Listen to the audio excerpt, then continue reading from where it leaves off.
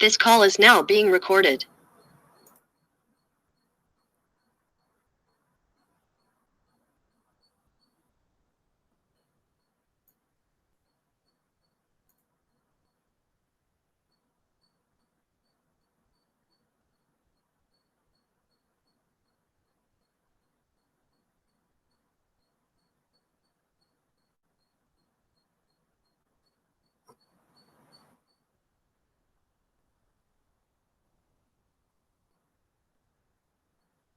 Good morning to all.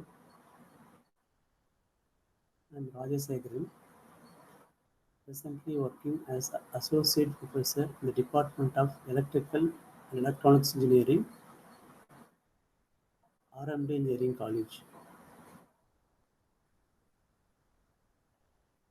In this video, I would like to explain about synchronous motor. This video consists of basic principle of operation, V and inverter curves, starting methods, hunting, damper winding, and a synchronous condenser.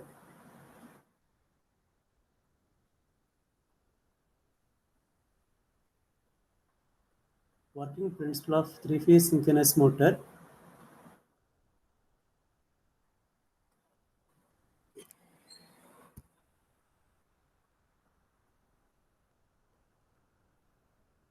When a three-phase supply is given to a stator of three-phase synchronous motor, a revolving field is set up which rotates at a synchronous speed is given by Ns equal to 120 F divided by P. This field is represented by imaginary stator poles at an instant as shown in figure 1a. The opposite poles of stator and rotor are facing each other. As there is a force of attraction between them, an anticlockwise torque is produced in the rotor as the rotor poles are dragged by the stator revolving poles of field. After half a cycle, polarity of the stator poles is reversed, whereas the rotor poles could not change their position due to inertia. Thus, like poles are facing each other, and due to force of repulsion, a clockwise torque is produced in the rotor as shown in figure 1b. Hence, the torque produced in a three-phase synchronous motor is not unidirectional, and as such this motor is not self-starting. However, if rotor of synchronous motor is rotated by some external means at the start so that it also reverses its polarity, as the polarity of stator poles is reversed after half a cycle as shown in figure 1c. A continuous force of attraction between stator and rotor poles exists. This is called magnetic locking. Once the magnetic locking is obtained, the rotor poles are dragged by the stator revolving field and a continuous torque is obtained. As the rotor poles are dragged by the stator revolving field, hence the rotor rotates at the same speed as that of stator revolving field. Thus, a synchronous motor only runs at a constant speed called synchronous speed.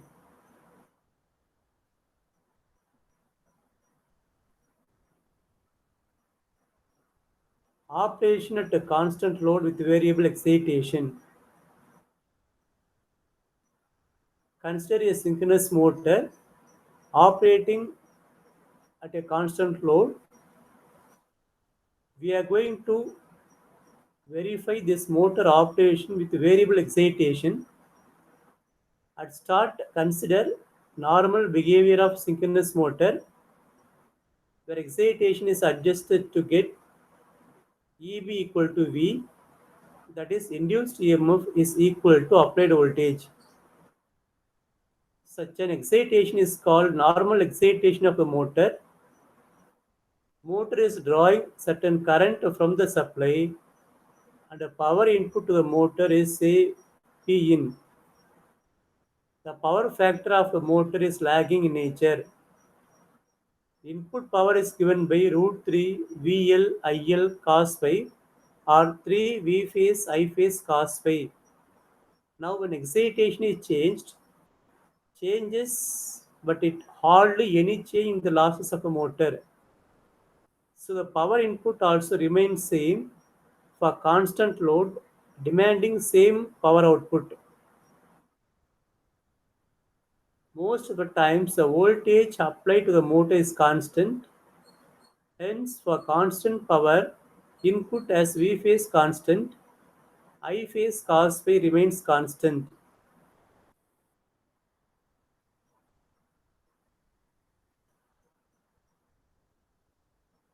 This slide shows phase diagrams for different excitation. Figure A shows normal excitation. For normal excitation, EF equal to Vt and power factor is lagging. For under excitation, EF less than Vt, power factor is more lagging and IAS increases. For third, over excitation, EF is greater than Vt, power factor is leading power factor, IAS increases. And for fourth case, critical excitation, again EF equal to Vt, but the power factor is unity and IAS minimum.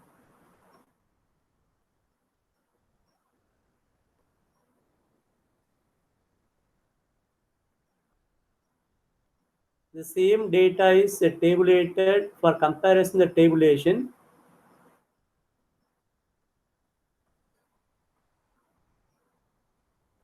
Let us see now V curves and inverted V curves of synchronous motor.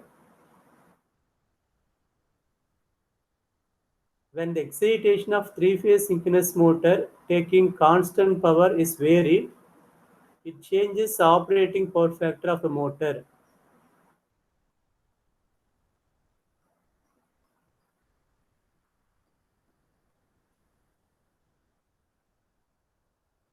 Power P equal to 3 VI cos phi.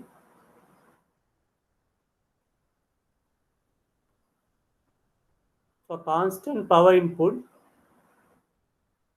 the input voltage, only increase in power factor causes decrease in armature current I and vice versa. Armature current will be minimum at unity power factor, increases when the power factor decreases on either side. So V curves is a plot drawn by taking field current in x-axis and armature current in y-axis.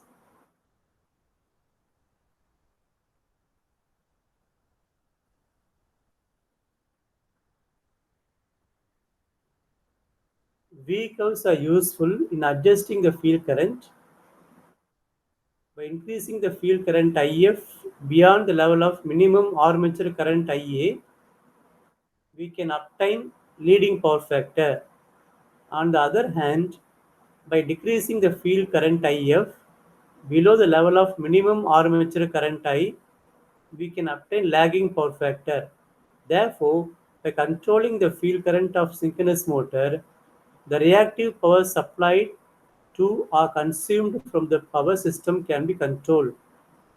Thus, by changing the field current or excitation, a synchronous motor can be used as a condenser or inductor.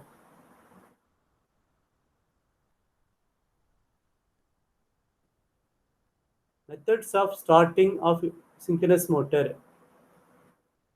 Since a synchronous motor is inherently not a self-starting, the following methods are generally adopted to start synchronous motor.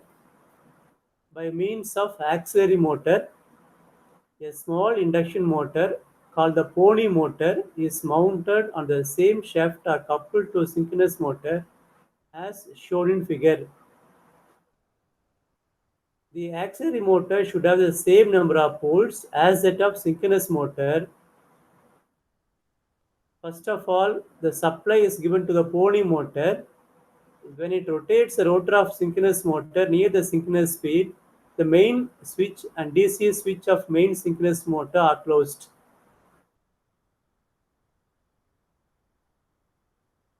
With the rotating field of the armature of main motor. Then supply to the auxiliary motor is disconnected and it acts as a load on the main motor.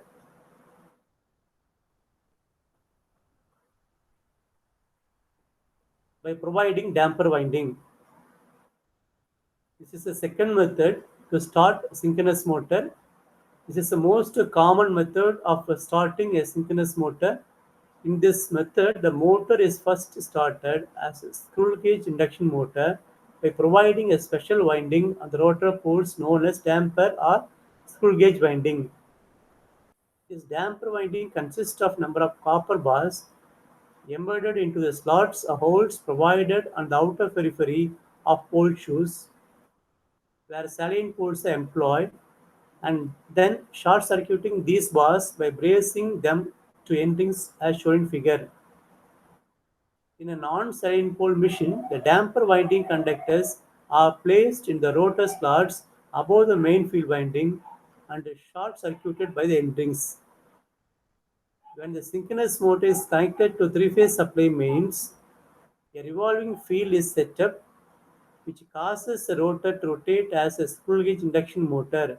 As soon as motor attains about 65% of synchronous speed, the rotor winding is connected to DC mains and the rotor field is magnetically locked with a state rotating field and motor starts running as a synchronous motor.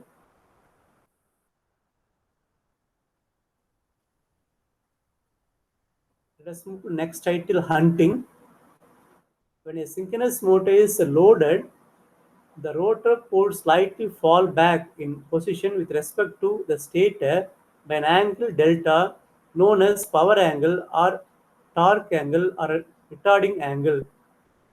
As the load is gradually increased, this angle delta also increases gradually so as to produce motor torque for popping with the increased load and the motor remains in equilibrium. The load is suddenly thrown off, angle delta decreases suddenly, and the rotor poles are pulled into almost exact opposition to the stator poles. But due to inertia of rotor, and rotor poles travels too far. They are then pulled back again, and so on. Thus, oscillations are set up around the equilibrium position, corresponding to a new load. If these oscillations are too large, they may throw the motor out of synchronism and stops. This oscillation of rotor about its equilibrium position is known as hunting. The hunting or oscillation can be prevented by providing damper winding or squirrel gauge winding on the rotor pole faces. When hunting takes place, there is a relative motion of rotor with respect to the stator field, which sets up eddy currents in this winding, which flow in such a way that it suppresses the oscillation.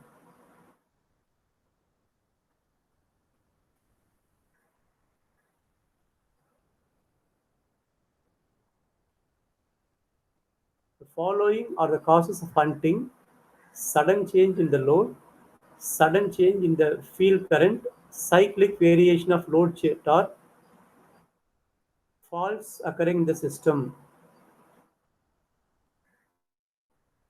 Effects of hunting: the machine may go out of synchronism, large mechanical stresses may develop in the rotor shaft, increases the possibility of resonance, increases the machine losses which may overheat the machine. It may cause variations in the supply voltage producing lamp flickering. Hunting may be reduced by using damper winding and by using flywheels.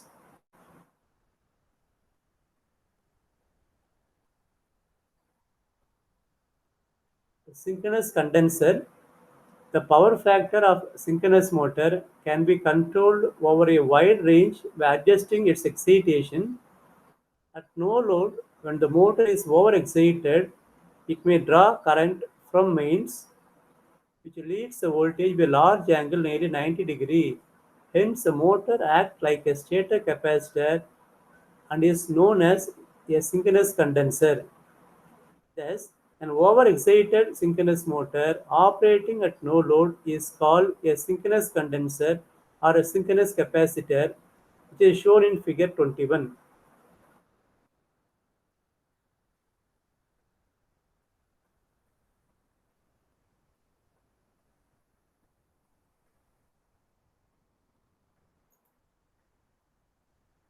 Thank you.